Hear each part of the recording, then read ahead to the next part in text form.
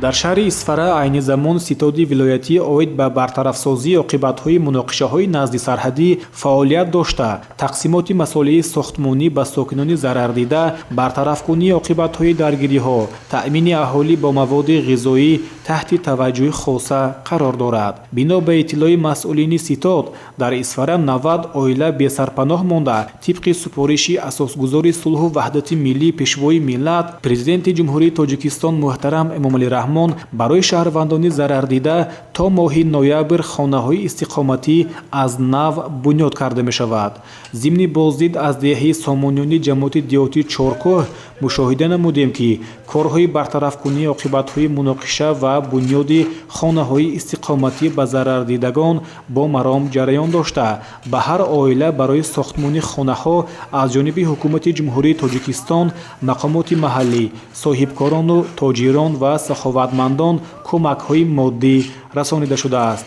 боиси қаноатмандист, ки барои тақвияти корҳои барқарорсозӣ ва бунёди ҳарчи зудтари манзилҳо айни замон корҳои сохтмонӣ тариқи ҳашар ва зери назорати масъулони бахши сохтмонии вилоят ва шаҳр ҷараён доранд.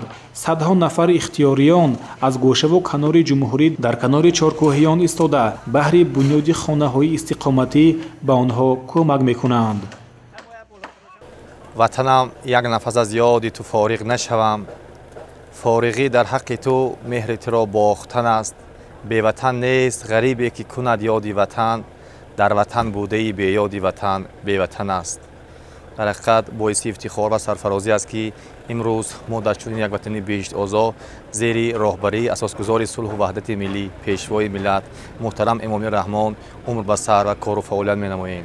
ва имрӯз мо бетарафиро пешии худ накарда бо дастгирии риёсати донишкадаи кӯҳию металлургии Тоҷикистон тӯли 3 рӯз мешавад, ки 120 нафар омӯзгорону донишҷӯён ба минтақаи осебдидаи деҳаи сомонёни ҷамоати деҳоти Чоркӯҳи шаҳри Исфара барои ёрдам намудан ба ин сокинони зарардида барои кӯмак омадем ва мо мехоҳем, ки доимо дар паҳлӯи ин ҳамватанони азиз бошем, зеро Исфара пораи аз қалби мо тоҷикистониён аст. дар оянда низ дар рӯзҳои истироҳатӣ боз дар нақшад ҳаст, ки дар минтақаҳои осебдидаи ин шаҳр омада боз кӯмаки худро дариғ надорем.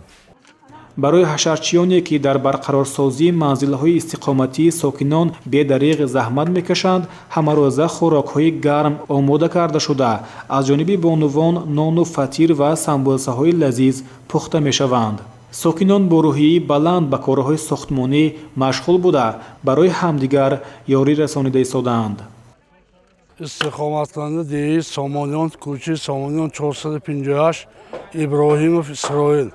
اولا منتداری خودم و تمام استقامتکننده دیهی سامانیان را با پیشوای معظم ملت اساسگزار صلح و وحدت ملی پرزیدنت جمهوری تاجیکستان محترم امامعلی رحمان با مقامات اجرایی حکومت دولتی ولایت سوخت رجب‌بای احمدزاده و مقامات اجرایی حاکمیت دولتی شهر اسفره بهادرزاده بهاءالدین و جماعت دیهات چارکوه شراب رئیس‌الدین با همه این حشرچیانی که از تمام منطقه گوشه کنارهای ولایت سوخت آمده پس از فاجعه 14-17 سپتامبر سال 2022 همراه ما یکجایه برای آباد و زیبا کردن دیه خودمان، وطن خودمان، ملک خودمان صاحب خود گذاشته شدن. من منتداری بیان میکنم.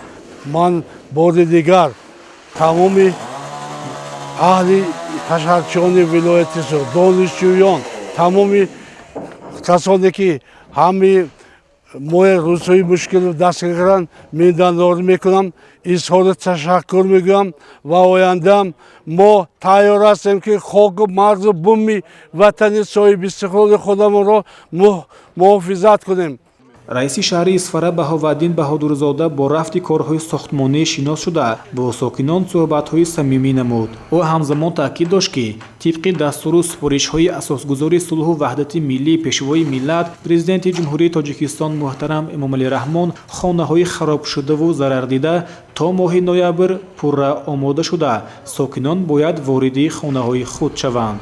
раиси шаҳр барои ҳарчи зудтар ба анҷом расонидани корҳои сохтмонӣ ба масъулин супоришҳо дод.